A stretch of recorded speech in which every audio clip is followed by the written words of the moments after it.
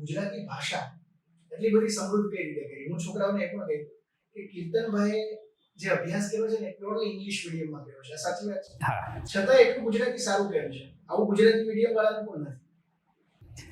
એ તો હવે કે નેચરલી છે પહેલેથી થોડું ઘણું કુદરતી રીતે હોઈ શકે, પણ એક વાત છે કે પોતાની ભાષા પ્રત્યે પ્રેમ હોવો બહુ જરૂરી છે.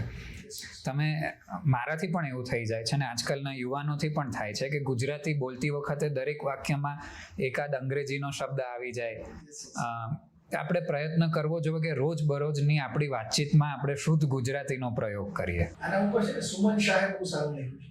કઈ રીતે અત્યારની જે મૂવીઓ જે છે એ ટૂંકમાં ઇંગ્લિશ શબ્દ ટૂંકમાં થોપે છે બાળકો ઉપર. બહુ સારું લખ્યું છે. હા, એ 100% સાચી વાત છે. કારણ કે આપણી માતૃભાષા જે છે ને એ આપણા શરીર સાથે આપણે જ્યારે માતાના પેટમાં હતા ત્યારથી એ પહેલી ભાષા જે છે આપણા કાને પડેલી છે. તો જેટલું તમે એને મહત્વ આપશો એટલી એ સમૃદ્ધ થશે. એટલે ગુજરાતીમાં વાંચન કરો, ગુજરાતી સાંભળો, ગુજરાતી બોલો અને એવો પ્રયત્ન કરો કે શુદ્ધ ગુજરાતી બોલો. અને મેં પહેલા કીધું સારા લેખકોને વાંચશો. જો તમે પુસ્તકો ન વાંચો તો છાપામાં પણ ગુણવંત શાહ છે પહેલાના, હવે તો એ ગુજરી ગયા, યાસીન દલાલ કરીને બહુ સારા લેખક.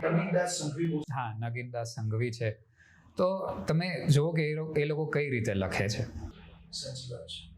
એટલે પૂરતી તો હું છોકરાઓને કહું છું તો વાંચી શકું, કારણ કે એમાં અનિલ ચાવડા કરીને કાવે છે કે કાવ્ય પંક્તિ લાવે એનું આખું નીચે કરે. એટલે પૂરતી વાંચવાથી તમારી ક્રિએટિવિટી ઓબ્વિયસલી વધશે.